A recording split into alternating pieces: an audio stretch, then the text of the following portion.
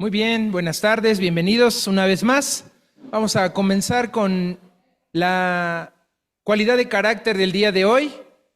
Hay que ser conscientes de que llevamos 19 mensajes sobre cualidades de carácter. Vamos un poco antes de la mitad serían 24, 25. Vamos a cerrar justo este año con 23 y nos van a seguir faltando 26 cualidades de carácter. ¿Alguien sabe cuáles son las 19 que llevamos hasta hoy? Está difícil, tome notas. Dentro de 8 días les vamos a entregar un resumen de cada cualidad de carácter, de cada versículo y de cada operación práctica. Hemos dado una definición práctica y es lo que los niños están tomando en escuela dominical. Si tú tienes niños en la escuela dominical, tienes una ventaja porque cada vez recibes ese material y puedes seguirlo practicando. Primero vimos 14 cualidades de carácter de enero a abril de este año y el mes pasado, desde octubre, empezamos a ver estas cualidades de carácter como continuación. ¿Quién menciona las últimas 4 que hemos visto? Hace 8 días vimos ingenio, hace 15, sinceridad, hace 21, persuasión y hace 4 domingos, atención. Poner atención, ser persuadidos, el poder ser sinceros y el poder tener ingenio nos lleva al mensaje de hoy, que es una palabra increíble. Vamos a abrir nuestras Biblias en Miqueas capítulo 6, versículo 8.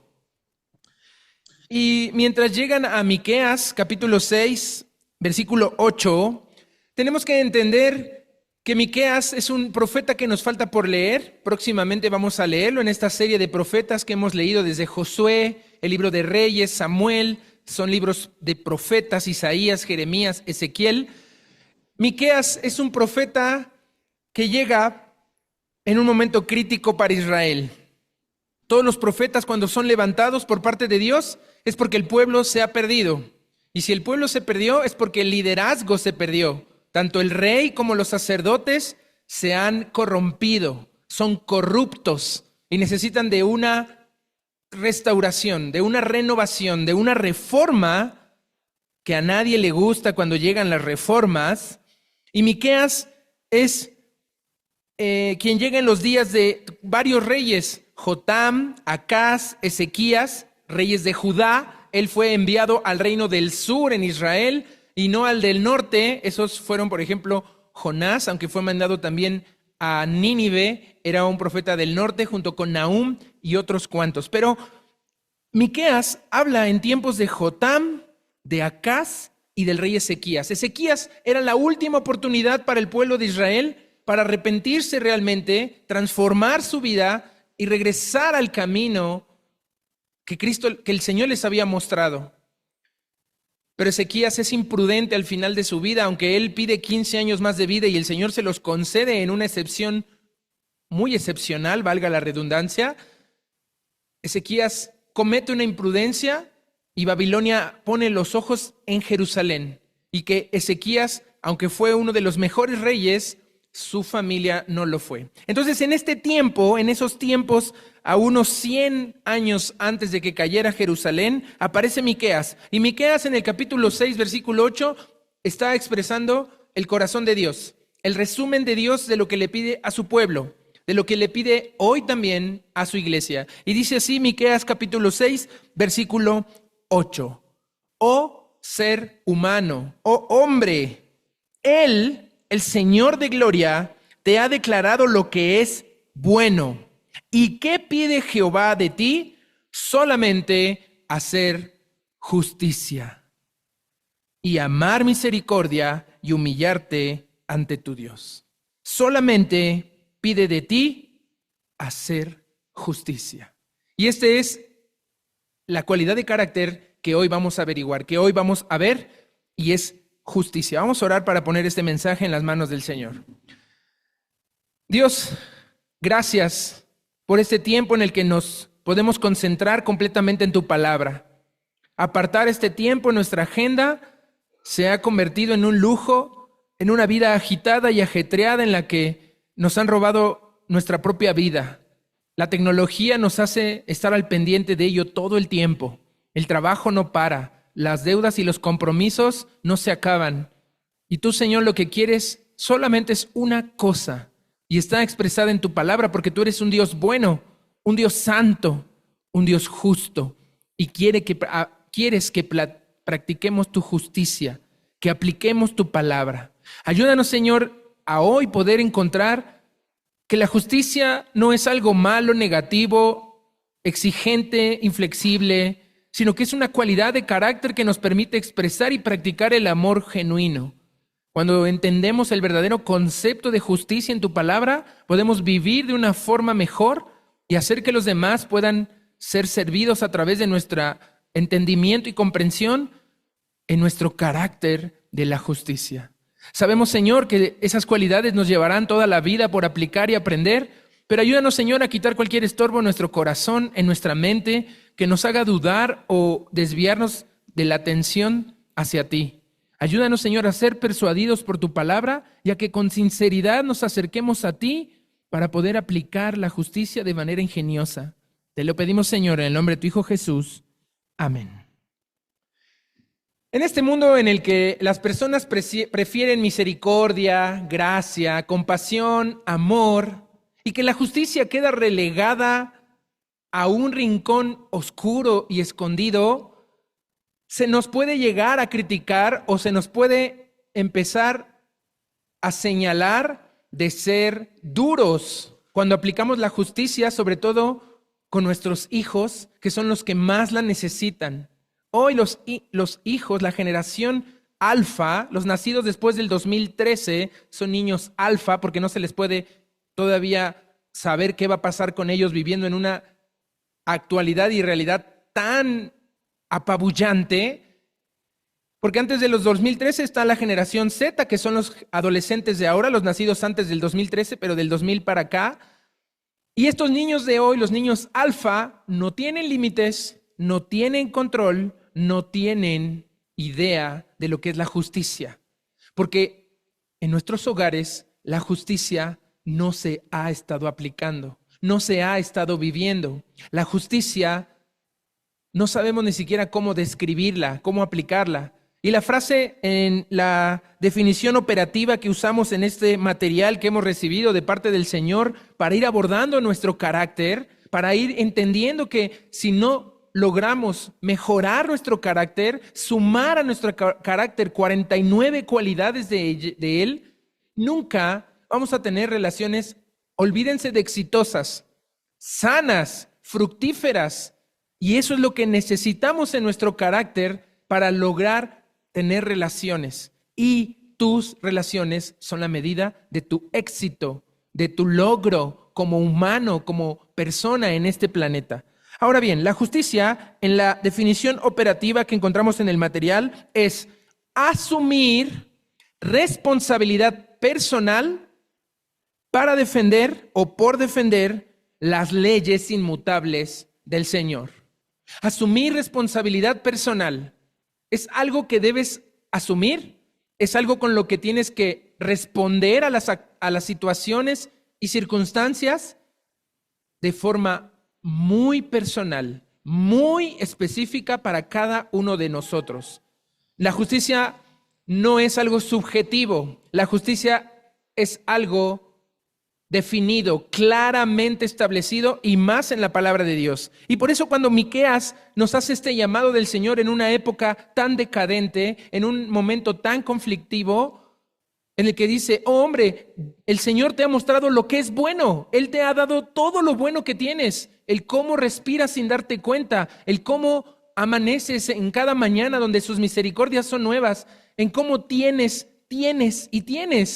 Es una mentira que la pobreza sigue existiendo en nuestro planeta. En Europa la pobreza se ha extinguido por completo. No hay pobreza, no hay quien se muera de hambre y en nuestro continente tampoco. Pero mueren de envidia, pero mueren de injusticia.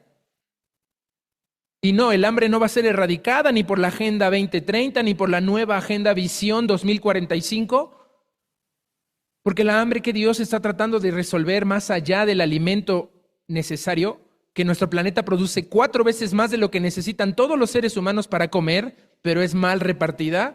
Si quieren ver de esto en la película del Hoyo y ahora El Hoyo 2, es algo gráfico, muy grotesco y muy explícito sobre lo que el verdadero problema que hay en nuestro planeta. No es falta de comida, es falta de justicia. Y solo pide un Señor bueno que te ha dado todo, porque solo examínate a ti mismo y date cuenta que Dios no ha sido justo contigo, porque nunca te ha dado lo que te mereces. Él te ha dado en gracia mucho más de lo que imaginabas o pensabas. Y sobre la justicia o sobre el juicio triunfa la misericordia. Pero hoy tenemos que enfocarnos en que el Señor no pide que reaccionemos de una forma sentimentalista. Es claro que los sentimientos son importantes, pero Él dice que tenemos que responder ¿con qué? Dice ahí que Jehová solamente te ha declarado que es bueno. ¿Y qué pide Jehová de ti? Solamente hacer justicia. Y en esta época con los hijos, en la que a veces ahí hay cierta crítica de amigos y familiares respecto a mis hijas, en la que se ve un poco de dureza, lo que en realidad estamos tratando de formar en nuestros hijos es justicia. Y necesitan entender el temor del Señor. Cuando un niño sabe que hizo algo mal y sabe que su padre, su mamá, le va a reprender por ello, teme que regrese a casa, teme de hacerlo. Y es mucho más pronto en arrepentirse y mucho más pronto en confesar y mucho más diligente en restaurar la relación, tanto lo malo que hizo, para componerlo cuando tiene un concepto claro de lo que es la justicia. Ahora bien, esta justicia tenemos que verla en la palabra de Dios en todo su contexto. Si uno no ha aceptado por fe a Jesucristo como Señor y Salvador por los pecados, no tiene idea de qué significa esto. Sigue en la vanidad de su mente, sigue cegado a la verdad de Dios y sigue ajeno a que la justicia de Dios requiere, demanda un castigo, tanto como si haces lo malo y una recompensa como si haces lo bueno. Ahora bien, el título de este mensaje es responsabilidad demandada. No es opcional, no es algo optativo que puedo decidir si anoto en mi lista, no es algo en el buffet donde elijo qué agarrar. Dios no es un Dios de buffet, es un Dios de combo. En la comida corrida te sirves lo que te dan en la comida. No puedes decirle, oiga, en lugar del arrocito, échame unos taquitos al pastor. Ah, se equivocó de restaurante. No es así como funciona el menú de Dios para tu vida. Cuando elegimos seguir a Dios, Dios ofrece justicia. Y la justicia la tomó Jesucristo en nuestro lugar. Él se hizo justicia por nosotros. Y veamos a ver 2 Corintios 5:10. En la Biblia, la palabra justicia aparece 397 veces. Y es impresionante que solo justicia, porque si hablamos de juicio, juzgar, justificados, justificación, la lista podría crecer hasta 500 veces en la Biblia. Y justo esta temporada de lectura en Romanos me dio luz sobre lo que Dios quiere hablarnos acerca de la justicia, y que esto llega a tiempo para mí porque no me imaginaba poder predicar este mensaje cuando había estado haciendo un estudio sobre ello. Dice 2 Corintios 5:10. Recuerden que Corintios es una iglesia como la nuestra, la peor iglesia del Nuevo Testamento. Nuestra iglesia no debe de sentir el peligro de la persecución. Debe de sentir el peligro de ser una iglesia atractiva y admirada por los de afuera. Ahí es donde está el verdadero peligro. Debemos ser una iglesia perseguida, y Corintios no era una iglesia perseguida, era una iglesia cómoda, era una iglesia que cuando era cena del Señor se venían a emborrachar, se venían a comer lo de otros sin trabajar. Era una iglesia que había sufrido en sus relaciones cosas tremendas, como el caso de este hombre que se había metido con la esposa de su padre. Y dice en 2 Corintios 5:10, que realmente esta es 4 Corintios, porque 1 y 3 Corintios se perdieron y solo quedaron la 1 y 2 en nuestras Biblias. Pero esta dice ahí en 2 Corintios 5:10, porque es necesario que todos nosotros comparezcamos ante el tribunal de Cristo, para que cada uno reciba según lo que haya hecho mientras estaba en el cuerpo, sea bueno o sea malo. Entendamos que la justicia de Dios va a demandar cuenta de nuestros actos, tanto buenos como malos, y vamos a recibir nuestra justa recompensa. Ahora bien, cuando pensamos en justicia, normalmente estamos pensando en juzgados, en ministerios, en ministros, en policía, y esa justicia, esos hombres que se encargan en nuestro país de impartir justicia, es una justicia con la ley del hombre, es decir, nuestra constitución política de los Estados Unidos mexicanos. Pero justicia en la Biblia tiene que ver con el deber de cada individuo para aplicar la justicia en su persona, delante de Dios y en base a las Escrituras. Cuando un juez está frente a un caso, él está recabando todas las pruebas y todas las evidencias para tomar una decisión en base a la ley y llegar a un veredicto. Nosotros, de la misma manera, tenemos que evaluar cuidadosamente la palabra de Dios para responder a cada circunstancia, para saber cómo actuar en cada situación que el Señor nos permite vivir. Y dice ahí, 2 Corintios 5:10, mientras estamos en el cuerpo, ahí no hay excusa. El tribunal de Cristo, que es para cristianos, va a haber un juicio del trono blanco para no cristianos, pero en el tribunal de Cristo vamos a rendir cuentas por nuestros actos buenos, pero también por los actos malos. Y nosotros debemos de recabar las evidencias en la palabra de Dios para responder a Jehová, que te pide solamente hacer justicia. ¿Ok? Ahora, cuando el rey Salomón en Primera de Reyes le pide algo a Dios, él le dice: Señor, dame sabiduría para juzgar a tu pueblo, no para alimentarlo bien, no para hacerlo próspero y de primer mundo. Un líder, un rey, un pastor, un hogar con un liderazgo en su casa debe de procurar cómo juzgar su casa, cómo administrar las evidencias en su vida y en su familia para hacer un juicio justo. Y hoy justamente vamos a avanzar ahí después de Corintios, en Romanos, capítulo 13, tenemos un mal concepto de la justicia. Eso lo hemos entendido mal porque nos hemos corrompido, estamos corruptos. El pecado nos ha dado una corrupción profunda, una naturaleza caída, un estado pecaminoso, de inclinación y tendencia pecaminoso, y hemos perdido la noción de justicia que la Biblia marca. Y vean cómo dice Romanos capítulo 13, que hoy leemos en nuestro ritmo diario. Dice ahí,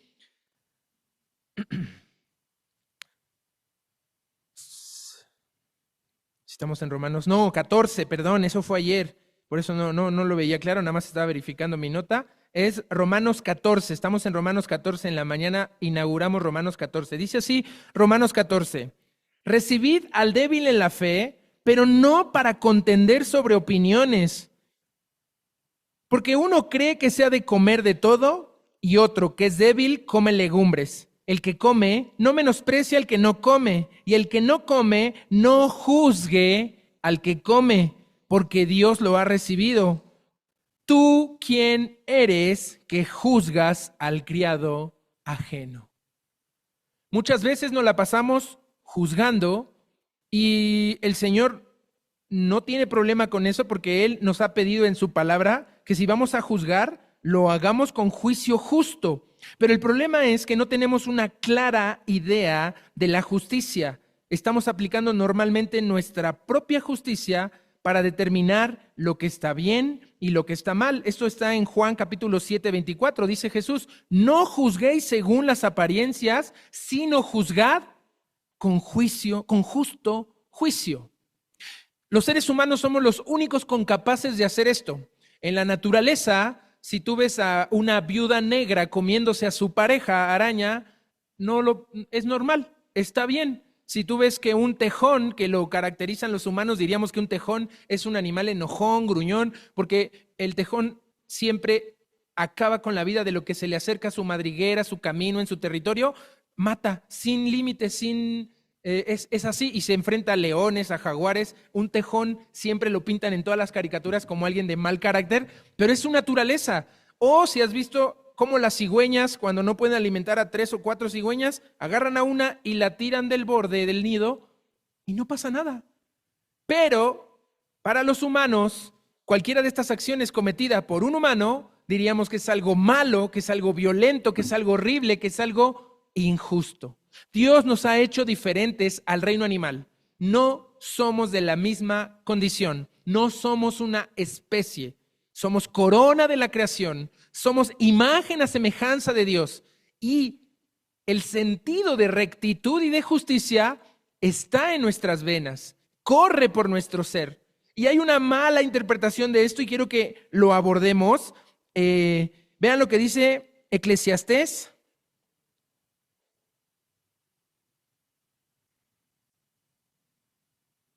Espérenme, Eclesiastés capítulo 7.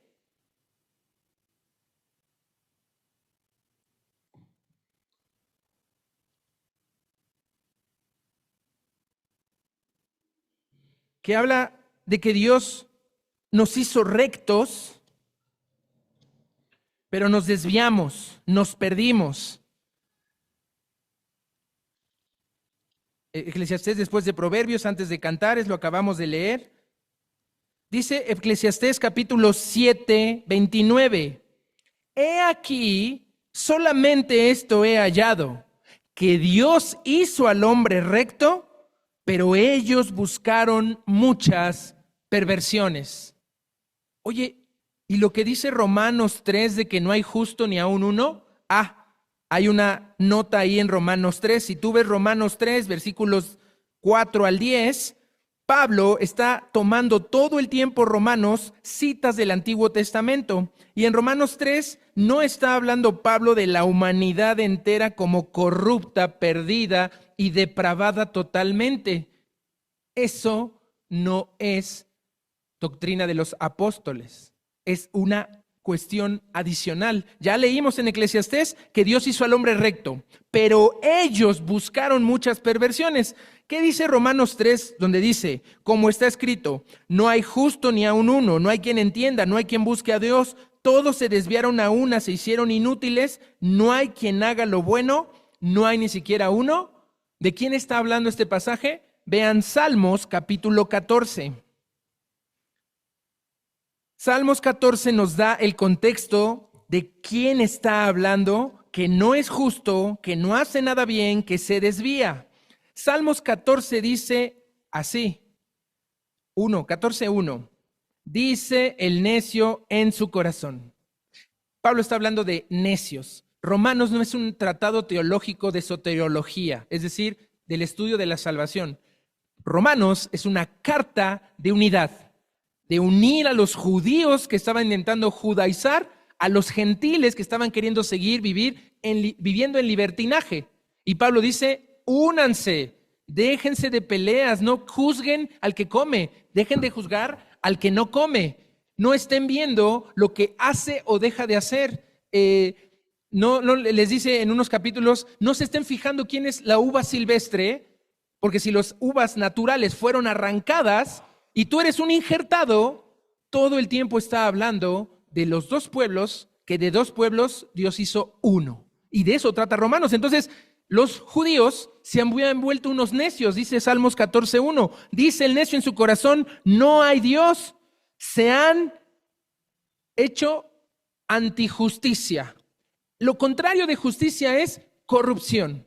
Un juez corrupto que se vende por dinero, por favores o por intereses personales, quebranta la ley, quebranta el orden, destruye la base de la sociedad.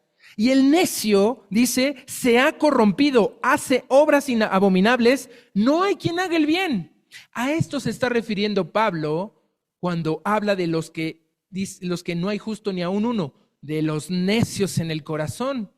Un necio en el corazón no puede cambiar, no puede mejorar. Dice Proverbios, no le des consejo al necio porque te atacará, te afrentará, se burlará. Aconseja al sabio y será más sabio todavía. Júntate con sabios para que seas sabios. Los necios no hacen nada bueno, hacen cosas perversas. Y si no queda claro, vean Salmo 53. Salmo 53 vuelve al mismo punto. Interesante que esta parte de la palabra sea repetida en dos ocasiones y David insiste en ello y que Pablo retome justo estos salmos. Dice Salmo 53, dice el necio en su corazón, dice el corrupto en su corazón, dice el falto de justicia en su corazón, no hay Dios. Se han corrompido e hicieron abominable maldad. No hay quien haga el bien entre los necios. Pero entre el pueblo de Dios, pero entre nosotros, ¿hay justicia? ¿Hay obediencia a la palabra? En el desierto, cuando Dios, no tenemos que confundir justicia con equidad. Equidad no es lo mismo que justicia. Cuando Dios en el desierto lleva a su pueblo y están teniendo hambre y Dios les hace llover maná, imagínate el cereal más delicioso que has comido en tu vida, de la marca que quieras, eso es lo que Dios hacía llover sobre el campo. Y no le decía a las familias, ok, todos tomen 1 kilo, todos agarren un costal. No, no, no. Cada quien agarre lo que va a comer. Dios conoce y específicamente sabe las necesidades de cada persona. Si Dios hubiera decidido cada quien agarre 1 kilo, eso es equidad. Pero Dios estaba repartiendo con justicia lo que cada quien necesitaba, lo que cada quien merecía en sus nutrimentos y en su cuerpo. Porque si la gente tomaba de más, se pudría. Es como en el hoyo, ¿verdad? Cuando como agarraban comida de más, el cuarto se volvía o caliente o frío. Los que no la han visto, no se preocupen, es contexto, pero está basada en esas cosas que hacía el Señor. Cuando la gente tomaba de más porque era injusta, porque distribuía mal la riqueza y se la quería quedar, eso se llenaba de gusanos. Asombrosamente, el día antes del Shabbat, Dios les decía, tomen doble. Y decía, no, se va a gusanar, no voy a tomar doble porque se va a gusanar. Y cuando no tomaban doble se quedaban sin comer ese día y pues ayunaban. Pero los que tomaban doble no se agusanaba porque en el día del Shabbat nadie recogía, porque ni siquiera llovía maná. Y Dios hacía ese milagro con justicia. Esa es la justicia que Dios, el Señor sabe que necesitamos la justicia.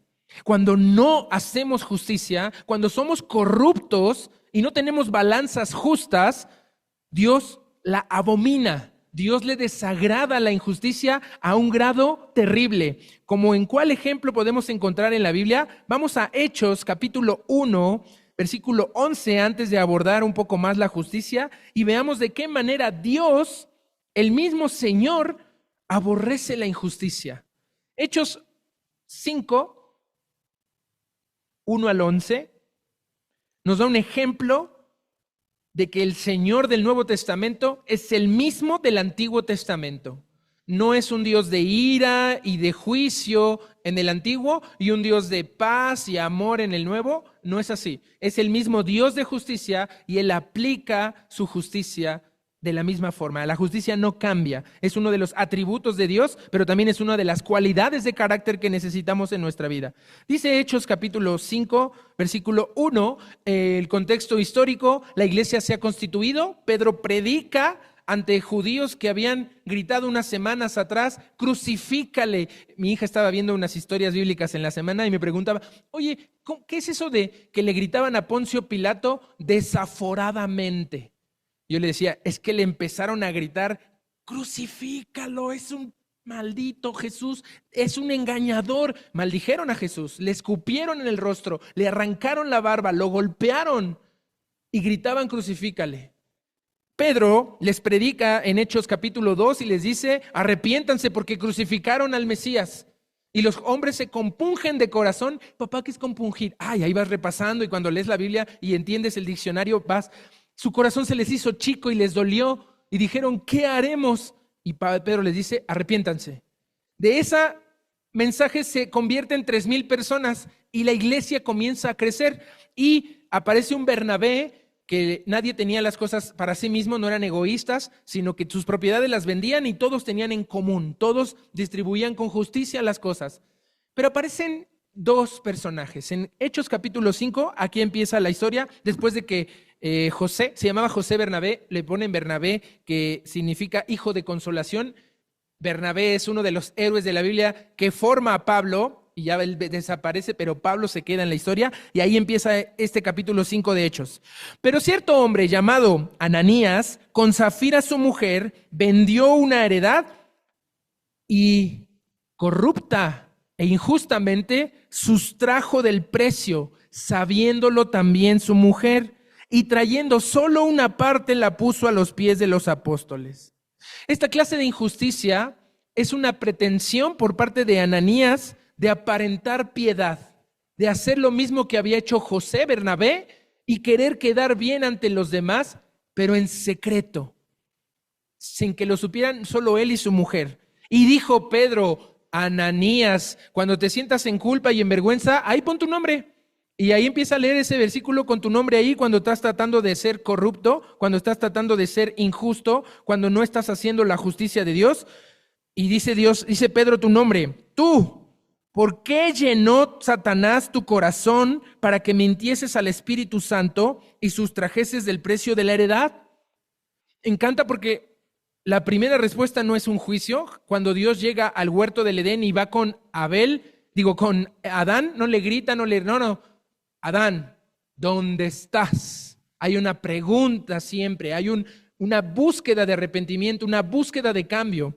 Y Pedro le aclara: oye, no tenías que hacer esto, nadie te pidió que te vinieras a congregar, nadie te pidió que compraras el material para el estudio de la escuela dominical, nadie te está forzando a que llenes tu sobrecito y le pongas nombre.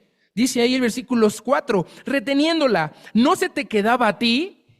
Y vendida, ¿no estaba en tu poder? ¿Por qué pusiste esto en tu corazón? No has mentido a los hombres, sino a Dios.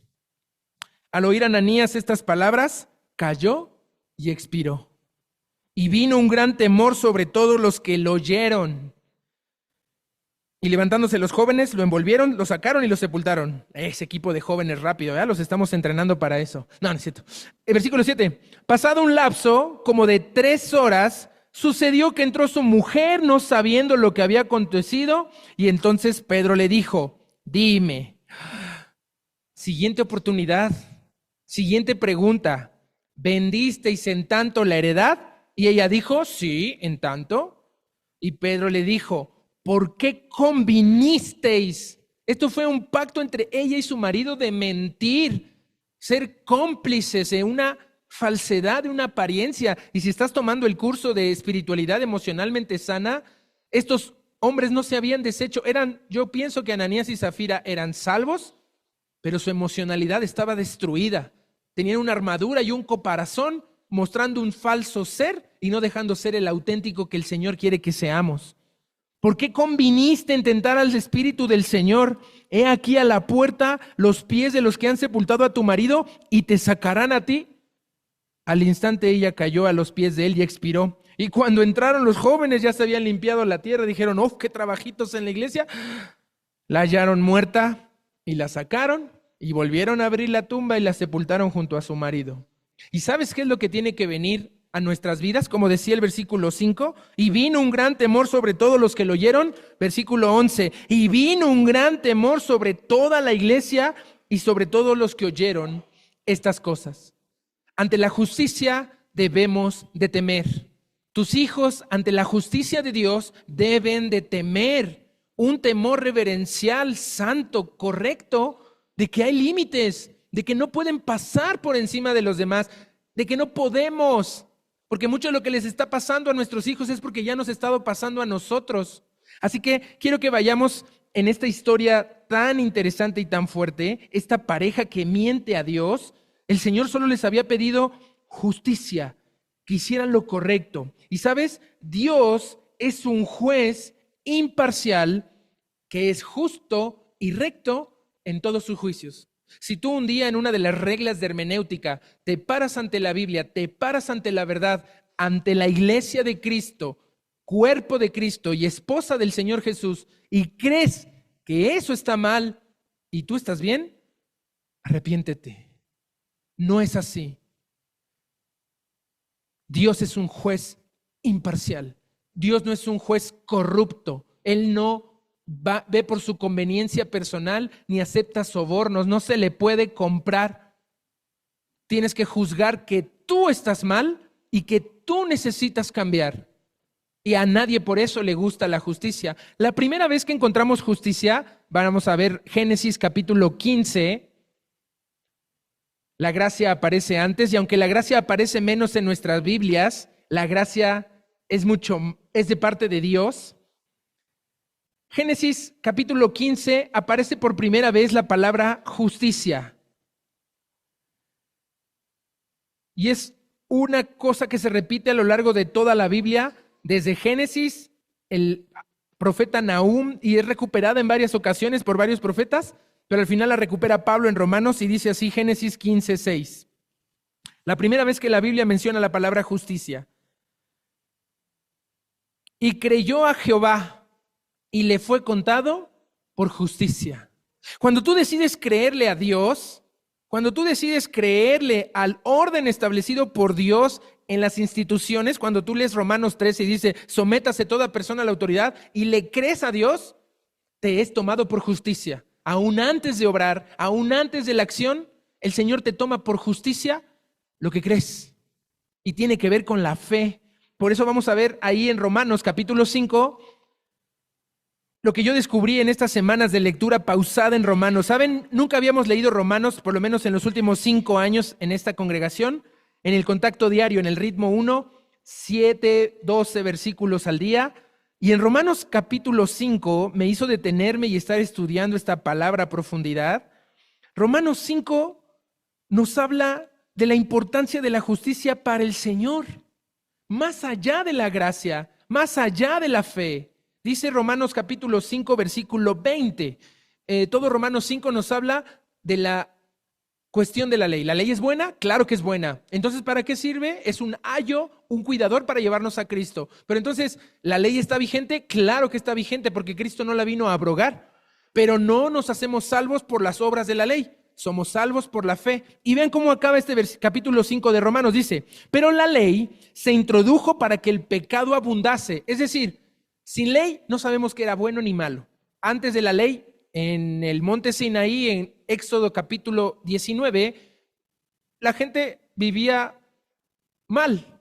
Noé recibe una primera instrucción de, hey, no se maten.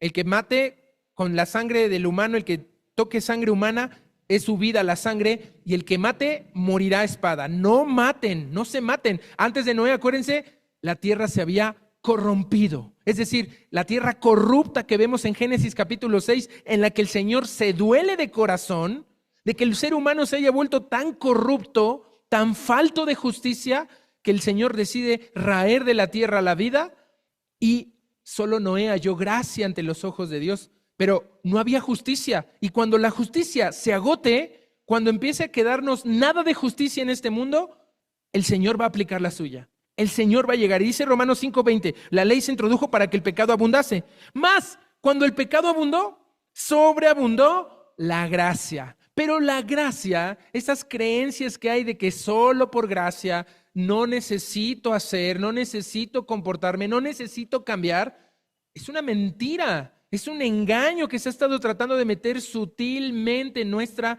vida y en nuestra congregación. Vean el 21 que dice esto, para que así como el pecado reinó para muerte, vean que usa solo estas dos frases, así como el pecado reinó para muerte, así también la gracia reine por la justicia para vida eterna. Es a través de la justicia que Dios quiere aplicar su ley. Y hay muchísimos, les decía que Dios es un Dios imparcial, justo, santo. En Él no hay injusticia alguna. Vean Deuteronomio capítulo 32, versículo 4. Voy a ir al Antiguo Testamento y Nuevo Testamento para que vean que es el mismo Dios justo, santo, que demanda de nosotros solo una cosa, hacer justicia. Está terminado Deuteronomio en el capítulo 34, termina, pero en el capítulo 32, Moisés se está despidiendo del pueblo, está entregándolo a Josué para que entren a la tierra prometida, y dice el 32, versículo 4, en este canto que Moisés levanta al Señor de despedida. Dice así, Deuteronomio 32, 4, Él es la roca cuya obra es perfecta, porque todos sus caminos son rectitud. Dios de verdad y sin ninguna iniquidad en él. Es justo y recto. Es justo y recto. Y el Señor, la justicia, hace que el dominio del Señor sea fuerte. que sea sempiterno, como dice Efesios, que sea para siempre. Cuando una nación, un hogar, se basa en la justicia y no en la paz, entiendan, la guerra no es ausencia de violencia. La guerra es ausencia de justicia. La paz no puede traer estabilidad. Por más que la ONU y los organismos internacionales traten de firmar tratados y hacer que haya paz, lo que le interesa al Señor es la justicia. Y él dice ahí, estábamos leyendo Romanos 14 que decía, hey, ¿tú quién eres para juzgar al criado ajeno? ¿Quiénes somos para juzgar a los líderes sobre nosotros? Son criados del Señor. Claudia Sheinbaum es criada del Señor, aunque su forma de pensar le haga sentir que ser una servidora del Señor es algo malo. Dios llama así a todos sus siervos, a los que tienen autoridad. Ellos son mis siervos. Y están los magistrados no para infundir temor al bueno, infunden temor al malo para castigarlo, y al bueno darle su recompensa. Así cualquier otro líder que te imagines, como Nuestra Señora Presidente, son siervos del Señor puestos por Él. ¿Tú quién eres para juzgar al criado ajeno? No vayan a Romanos, se los leo. Dice, para su propio Señor está en pie o cae, pero estará firme porque poderoso es el Señor para hacerle estar firme. Romanos 14:5. Uno hace diferencia entre día y día, otro juzga iguales todos los días. Cada uno esté plenamente convencido en su propia mente. Y Romano nos va a hablar de que lo hacemos para Cristo. No estamos tratando de hacer esto para nosotros. Nadie trate de hacer algo para su propio beneficio porque va a ser injusto. Tenemos que pensar en los demás y eso es la frase que estamos viendo hoy. Justicia es asumir responsabilidad personal por defender las leyes inmutables del Señor. Cuando aplicamos justicia, cuando asumimos justicia, estamos asumiendo no solo estas 10 convicciones básicas del cristiano que están en la pared. Si tú no asumes responsabilidad en estas 10 cuestiones básicas, estás siendo injusto. Estás siendo injusto contigo mismo en primer lugar. Estás siendo injusto con tu familia al pretender algo que no está pasando en tu vida. Estás siendo injusto con esta congregación que está queriendo hacer la justicia de Dios. Si tú no asumes estas convicciones y no asumes todo lo que estamos otorgando domingo a domingo, en cada clase, en la semana, en las lecturas, estás siendo injusto. Y sabes, asumir responsabilidad, miren lo que significa. La palabra asumir tiene que ver con hacerse cargo, con aceptar una obligación. Puede significar el realmente comprometerse y perder por ello. ¿Sabes? Cuando el Señor se comprometió, Él no creó todo para que se le descompusiera y ahora cómo lo arreglo. No. La palabra de Dios afirma que el Señor, antes de los tiempos, antes de crear algo, Él se propuso salvar al pecador. Él asumió la responsabilidad de salvar al ser humano porque Él veía que eso iba a pasar. Él veía el corazón de Lucifer cuando lo tenía cerca y era del suyo y veía cómo se descomponía y cómo el ser humano iba a caer, iba a tropezar. Y Él se propuso antes de todo, no porque sintiera feo, ay, pobres humanos llenos de pecado y de muerte, vamos a salvarlos. No porque Él quisiera, alguien le obligara a hacerlo. Él quiso salvarnos. Él se propuso salvarnos en su majestad, en su total reino. Él dice, voy a salvar al pecador y decide cómo hacerlo antes de la fundación del mundo. Y Él asumió la responsabilidad de comprometer su propia persona, sus propios atributos para salvarte y para salvarme, haciendo el acto de justicia más grande en toda la historia de la humanidad. Esto es la justicia de Dios y esto es asumir. Asumir es hacerte cargo, responsabilizarte, y entiende que responsabilidad viene de la palabra responder. Yo respondo ante una circunstancia, yo asumo cómo respondo cuando las cosas no salen como las planeo, cuando las cosas salen en contra de lo que deseé o imaginé, y sobre todo cuando el enemigo viene y destruye nuestra vida.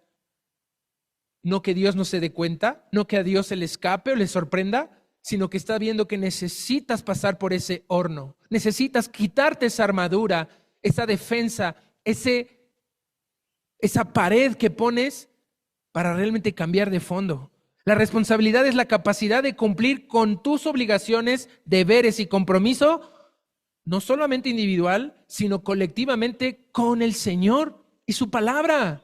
¿Entiende? No se trata de ti ni de cualquier otro ser humano en esta congregación. Se trata del Señor, lo que el Señor hizo con justicia para que ahora demande de ti justicia. ¿Qué tipo de justicia estás viviendo? ¿Es justo que renuncies a tus obligaciones con el Señor después de todo lo que Él te ha hecho, te ha dado? ¿Es justo que tu compromiso sea tan inestable y que esta congregación que está sentada aquí no vino hace 2 domingos, pero vino hace 3? Y los huecos en las sillas y los huecos en las listas, es abrumador preparar un material durante meses, durante un año y tener todo listo para que tú decidas solamente faltar porque hay algo más. Cuando solo se piden 2 de tus 168 horas de tu semana, ¿cómo está nuestro compromiso? ¿Dónde está nuestra justicia? La responsabilidad es un valor que permite convivir pacíficamente en sociedad, pero sobre todo contigo mismo. Y obviamente que en el ámbito amistad, familiar, profesional, la responsabilidad es algo que el Señor nos demanda y somos competentes de ello. El Señor nos ha hecho competentes de este nuevo pacto. Nos ha dado lo necesario para enfrentar esta carga. Nos ha dado todo lo que pertenece a la vida y a la piedad para hacer justicia. Ahora, ¿cómo nos decidimos a hacer justicia? Hacer, con H, hacer, de haciendo justicia. Porque Dios te ha hecho justicia. Hacer, ser del verbo yo soy justicia por el sacrificio de Cristo, pero ahora tengo que hacer justicia, vivir la justicia. Y es lo que decía Romanos capítulo 5 y en muchas más. Ahora, vamos a ver cómo termina la Biblia. Vamos a ver Proverbios 31 para irnos ya al final de la Biblia. Proverbios 31 nos da una clara demanda de responsabilidad de nuestra vida. Proverbios 31, 8 al 9 dice así: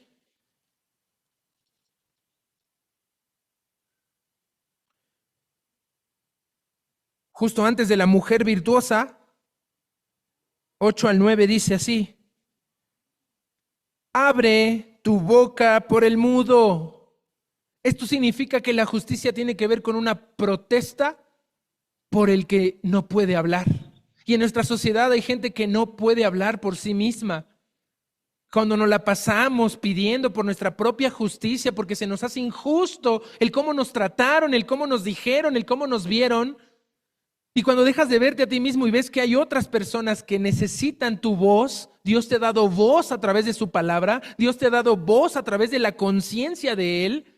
Abre tu boca por el mudo, en el juicio de todos los desvalidos. Abre tu boca, juzga con justicia. No es una opción, es una responsabilidad demandada por Dios, que abras tu boca por el mudo, por el desvalido, para juzgar con justicia. Y defiende la causa del pobre y del menesteroso. Esta es nuestra frase. Asumir responsabilidad personal para defender las leyes inmutables de nuestro Señor. Defiende la causa del pobre. No defiendas por qué no tienes internet gratuito. No defiendas por qué no hay empleo. No defiendas por qué no hay paz y seguridad en nuestros caminos. Defiende al pobre, defiende al menesteroso, defiende al desvalido y al mudo que no puede hablar. De eso trata la justicia. Vamos a Jeremías capítulo 22. Porque es interesante ver que en la historia bíblica el pueblo de Israel fue sometido a injusticia tras injusticia tras injusticia, desde José, desde Noé. A Noé se le llamó pregonero de justicia. Noé halla gracia delante de Dios, pero Dios no habla de la gracia de Dios. Dios pregona la justicia de Dios. Viene el diluvio.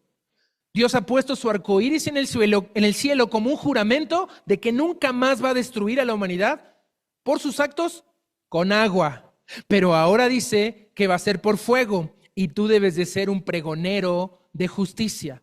Lo más terrible de este pueblo israelita, cuando Jeremías dice, Engañoso es el corazón y perverso más que todas las cosas. Está hablando del corazón del necio israelita que estaba viviendo en injusticia, en corrupción.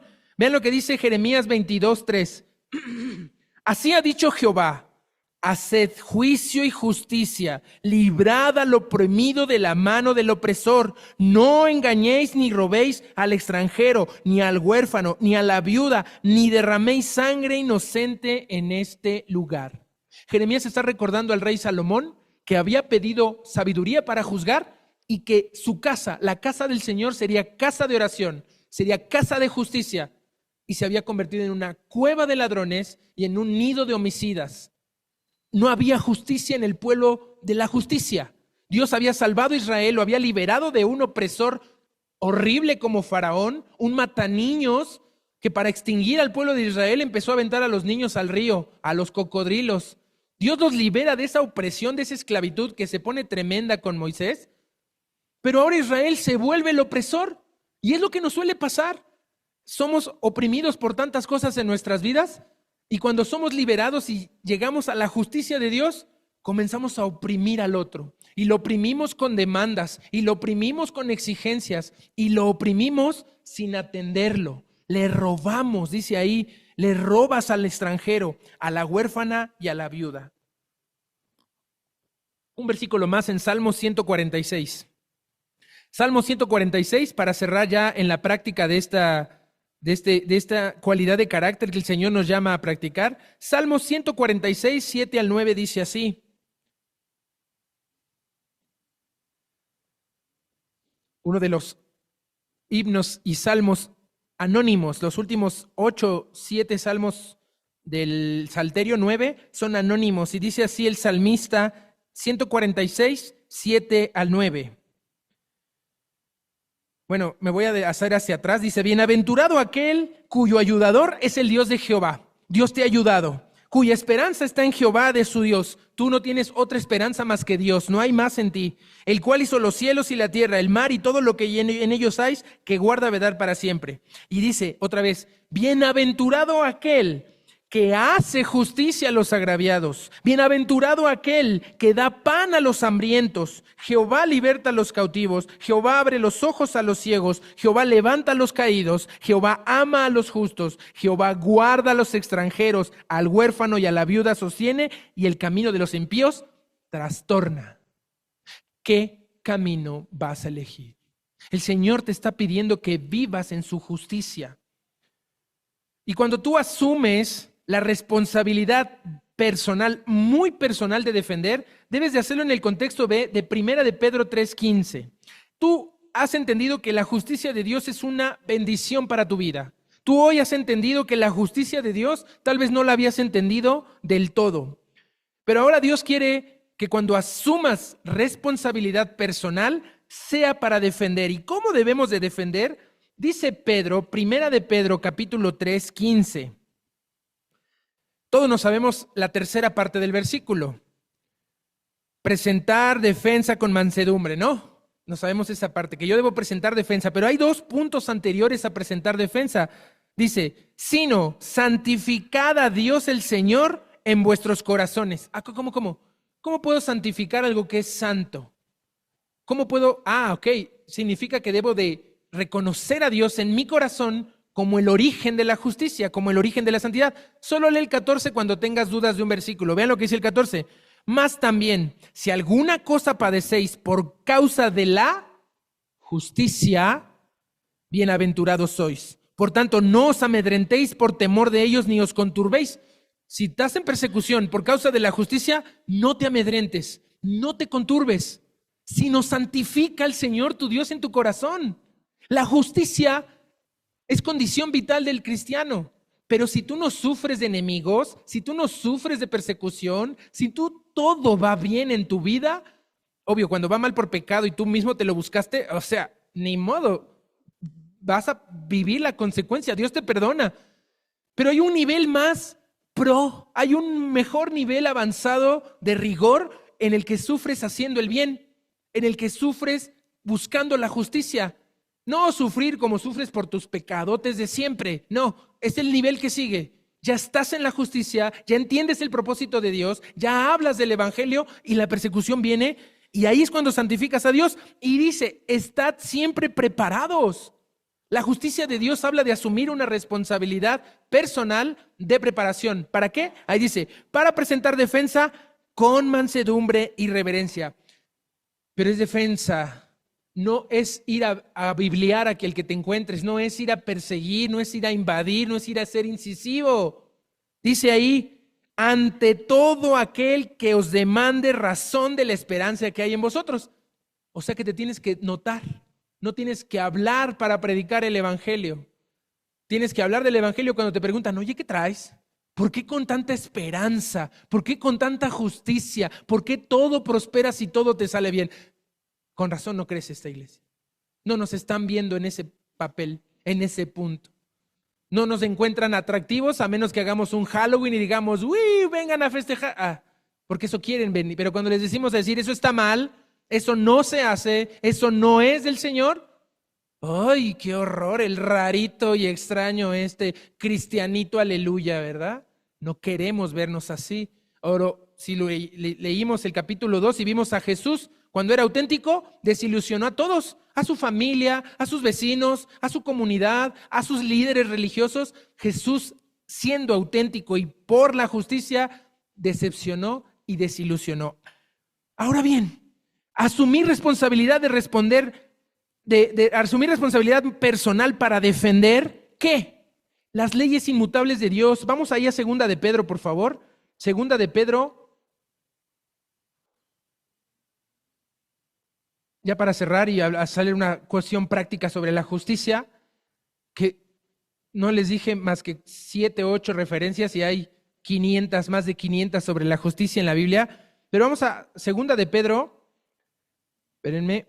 Segunda de Pedro, capítulo 2, 5.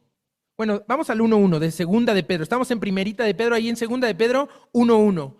Simón, Pedro, se presenta como siervo y apóstol de Jesucristo, a los que habéis alcanzado por la justicia de nuestro Dios y Salvador Jesucristo, una fe igualmente preciosa que la nuestra. La presentación de Pedro es que por causa de la justicia de Cristo has alcanzado fe. Y vamos al 2:5 de Segunda de Pedro. Y vuelve a hablar de este pregonero de justicia. Dice, y si no perdonó al mundo antiguo, sino que guardó a Noé, pregonero de justicia, con otras 7 personas trayendo el diluvio sobre el mundo de los impíos, y empieza a hablar de ejemplos de condenación en la justicia de Dios, de la que no te vas a librar si no cambias y llegas a la sabiduría y dejas de ser ese necio en su corazón que dice, ¿cuál Dios? No hace nada bien, hace cosas abominables. Ve Segunda de Pedro 2:21. Ahí el mismo Segunda de Pedro. Porque mejor, aguas, porque aquí está hablando de personas que se dicen cristianos, que actúan como cristianos, pero solamente están fingiendo piedad. Y en el fondo no hay eso. Dice ahí, porque mejor les hubiera sido no haber conocido el camino de la justicia, que después de haberlo conocido, volverse atrás del santo mandamiento que les fue dado. Esto habla de la apostasía que puede existir en nuestra comunidad. Y Segunda de Pedro 3:13 nos da una promesa de esperanza. Pedro habla de la justicia que nos dio fe, de la justicia que con Noé nadie le creyó, de la justicia que mejor nos haría hacer caso antes de traicionar a nuestra propia fe, a nuestro propio Señor, y nos da una esperanza de lo que deseamos todos en el fondo de nuestro corazón. Dice ahí 3:13 de Segunda de Pedro. Pero nosotros esperamos según sus promesas cielos nuevos y tierra nueva en las cuales mora la justicia. Esa es nuestra esperanza, la justicia que mora. Y vean Apocalipsis 22:11, la última mención de la justicia en la Biblia. Ya se acabó la revelación. Juan, el anciano Juan de Apocalipsis está diciendo, no le añadas a la Biblia, no le restes a la Biblia. Ahora vive de esta forma. En lo que viene Jesucristo, y Jesucristo viene pronto, que venga Jesús ya, en lo que viene, mientras regresa, te dice en el 22:11, el que es injusto sea injusto todavía, y el que es inmundo sea inmundo todavía. Esto no es a fuerzas. No te obliguen. Hoy en la mañana con los jóvenes, cuando hablamos de sus convicciones, del por qué vienen, siendo de cuna cristiana, de padres cristianos, luchan en su interior de seguir adelante con la tradición en casa, de no serle infiel a la costumbre del cristianismo, pero no saben realmente a qué vienen. No saben realmente por qué hacerlo. No tienen el deseo ni las ganas de abrir su Biblia en la semana. ¿Y sabes por qué? Porque están viendo tal vez eso en otro lugar. Porque eso es lo que reciben, de que no hay tiempo para la Biblia, no hay tiempo para la iglesia, no hay tiempo para un poquito al Señor. Pero ponte a estudiar, sácame 10, ponte a hacer algo, vete a trabajar, eso sí es obligación. El cristianismo de luego.